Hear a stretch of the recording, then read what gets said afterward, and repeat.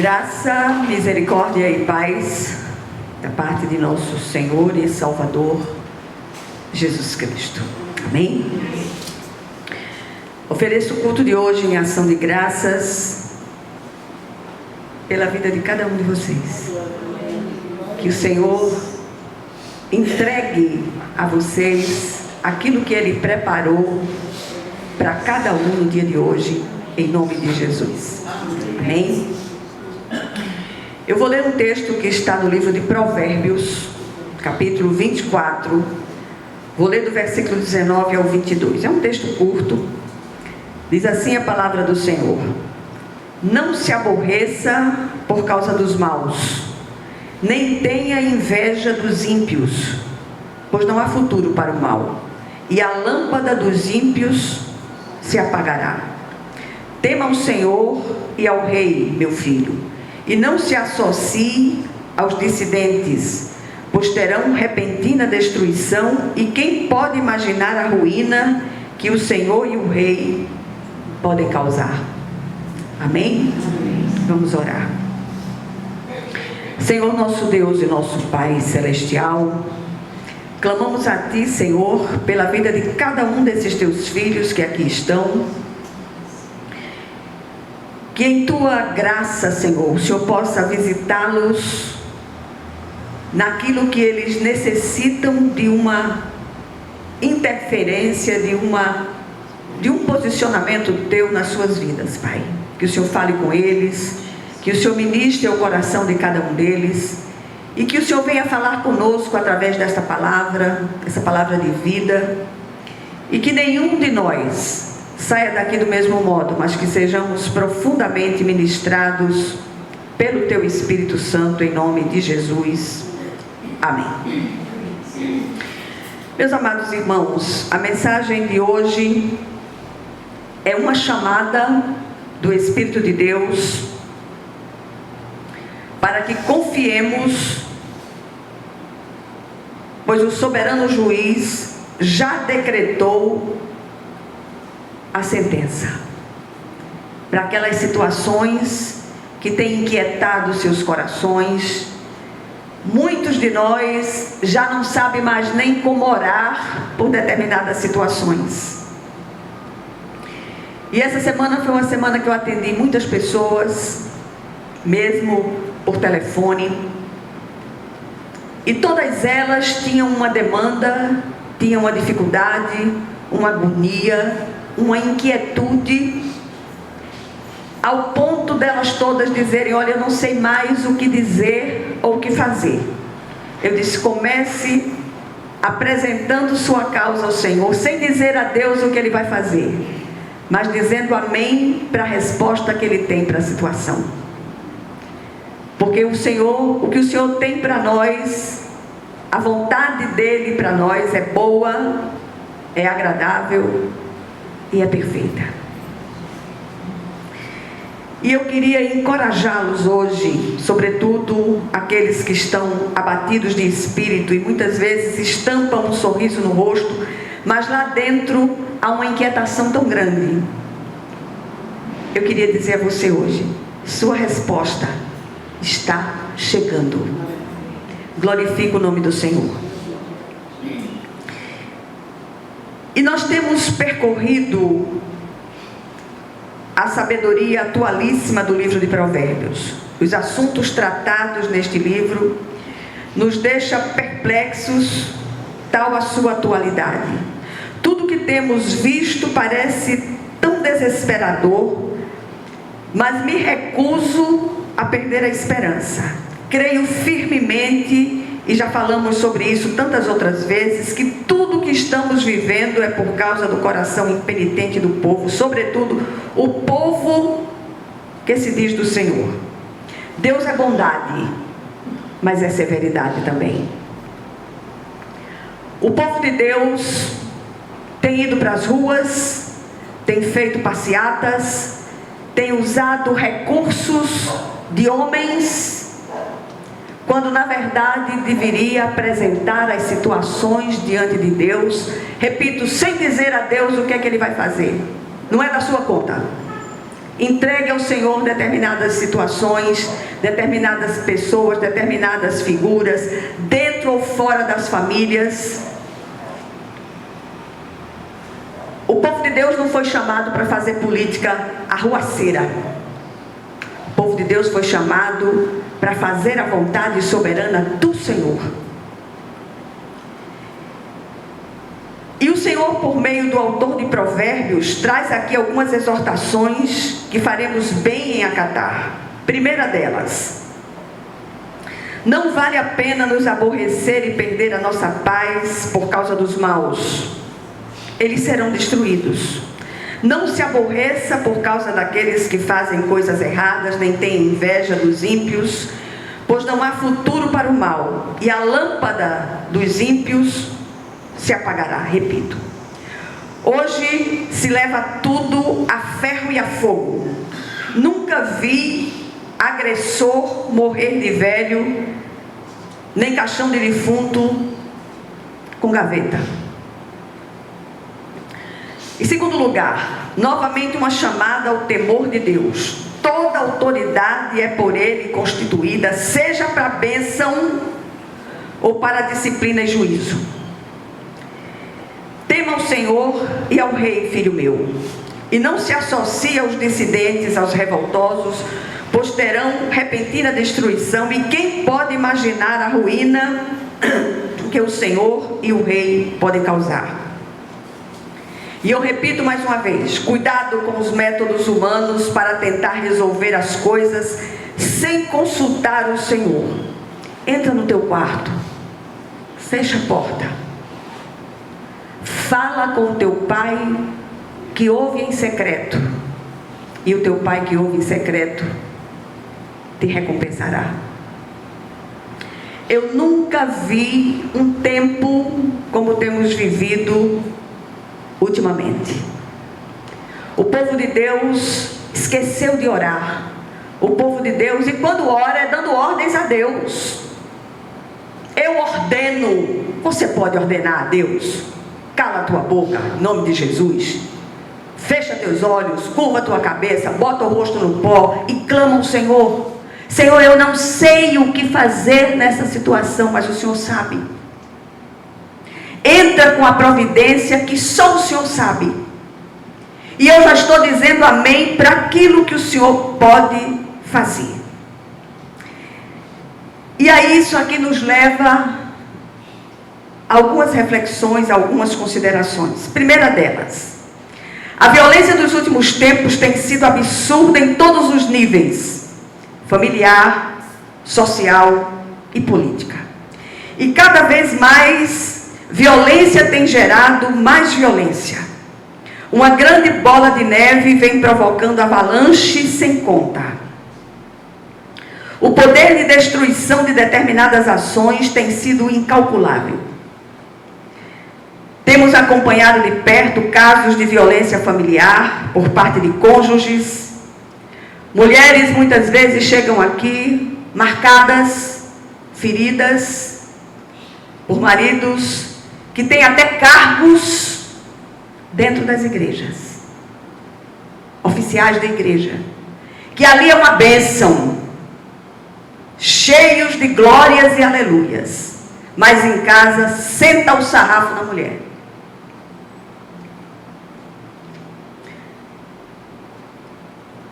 E normalmente esse povo acha que jamais será apanhado. Nas ruas, ninguém pode olhar para o outro com a cara mais fechada, pois já se interpreta como agressão pessoal e logo vem o revide. Eu já contei isso algumas vezes aqui. Certa vez quase tomo um tiro no trânsito. Graças a Deus hoje eu nem tenho carro, nem dirijo mais.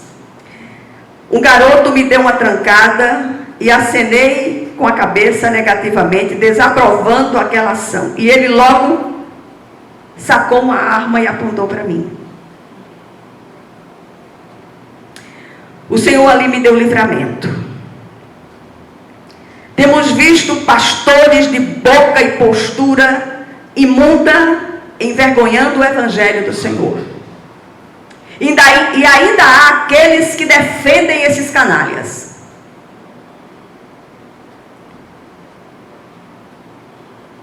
As armas da nossa milícia não são carnais, mas poderosas em Deus para destruir fortalezas, anulando nós sofismas. O que é um sofisma? Uma meia-verdade. Tudo tem sido, todas as ações têm acontecido fora do prumo de Deus. E eu estou falando dessa vez em relação àqueles que se dizem cristãos. Em segundo lugar, e a política então? Essa nem se fala. Repulsiva, um nojo. E sempre de pior a pior. Como descrever o que está acontecendo em nosso país? Nem sei se dá para se descrever, é tudo tão absurdo, tão fora do prumo de Deus. E sob a égide de manifestação pacífica ou democracia, testemunhamos momentos de horror e destruição do patrimônio público, manifestações pacíficas, trabalhadores reivindicando direitos, ou rebeldes sem causa, mestres em destruição, alimentando seus demônios pessoais. Ou ainda massas de manobra desprovidas de senso crítico a serviço daqueles que estão temerosos de perder suas regalias, adquiridas à custa de muito roubo, opressão e corrupção ativa e passiva. Aleluia. Vou declarar para vocês pela 70ª vez: não tenho político de estimação ou partido de estimação. Que caiam as máscaras de todos, que a vergonha e o caráter ressuscitem nesta nação que agoniza. E o povo de Deus precisa se deixar manipular pelos espertalhões sempre apostos. Em terceiro lugar, é sempre oportuno e esclarecedor buscar respostas na santa palavra de Deus. Só essa fonte de eterna e verdadeira sabedoria pode trazer alento aos nossos corações já tão combalidos. O autor de Provérbios nos traz aqui um conselho precioso: não se aborreça por causa dos maus, nem tenha inveja dos ímpios, pois não há futuro para o mal, e a lâmpada dos ímpios se apagará. Sim, todos esses que praticam a iniquidade, dizendo: quem nos vê? Eles serão desarraigados da terra. Não haverá futuro para eles, a sua lâmpada será apagada definitivamente. Quebrantados, sem que haja cura. E uma das coisas mais danosas e demoníacas que eu tenho visto nos últimos tempos é o fato de muitos se dizerem cristãos, até de certa maneira pregarem o evangelho, e por trás pintam toda espécie de miséria. Que os nossos olhos vejam, que a graça nos assista, que o Senhor abra os olhos do nosso entendimento para que possamos compreender aquilo que o Senhor deseja nos mostrar e está debaixo dos nossos olhos. Em quarto lugar, vivemos na terra sob o estigma do medo. As instituições perderam a sua credibilidade. Desconfia-se de tudo e de todos. Haja graça sobre graça. Outro dia, um ministro do Supremo foi agredido com seu filho no exterior. E eu repito, não assino embaixo nenhuma ação de nenhum deles. Temos assistido à morte do respeito, da honra, da misericórdia. Que mundo é esse? Que legado vamos deixar para os nossos filhos e netos? Repito, o autor de Provérbios também adverte aqui para temer ao Senhor e não nos ajuntar com os revoltosos ou dissidentes, pois sobre eles virá repentina destruição. Quem lança a mão da espada, por ela perecerá. Não só a espada, mas toda forma de arma ou agressão que ela representa. Oremos. Esse grupo é um grupo pequeno. É um grupo que, graças a Deus, não tenho visto fazer coro com determinadas ações e reações lá fora. Mas é um grupo que nós temos nos reunido dia após dia. Entramos no nosso quarto, fechamos a porta, curvamos os nossos rostos, dobramos os nossos joelhos e clamamos ao Senhor, apresentando ao Senhor tudo aquilo que nos rodeia. Jesus está às portas. Nunca foi tão evidente os sinais da segunda vinda do Cristo. Que nós nos coloquemos e nos posicionemos num clamor contínuo. Senhor, traz as obras daqueles que lideram em todas as instâncias à luz. Que nada fique oculto debaixo do céu.